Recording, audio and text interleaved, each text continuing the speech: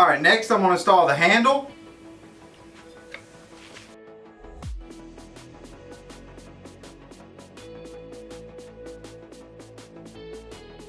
Next we're going to install the rubber stopper. Alright, next we're going to install the rollers.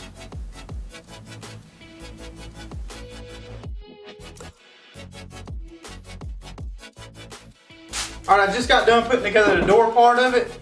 Now I'm going to install the rails. The first thing I'm going to do is I'm going to mark the studs.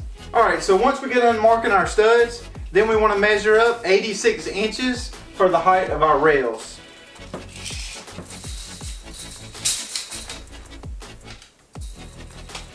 Alright, once you got your height marked for your rails, then you want to install the standoffs, and then you can install the rails directly to the standoffs.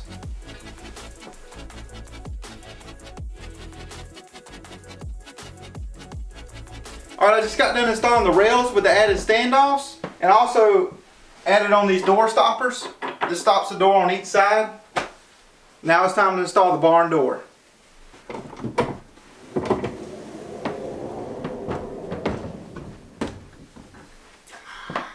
So this is what the barn door looks like installed. I really like this handle. It's got a nice big handle. This door glides really easily. I really like that. And you can paint this door any color you want.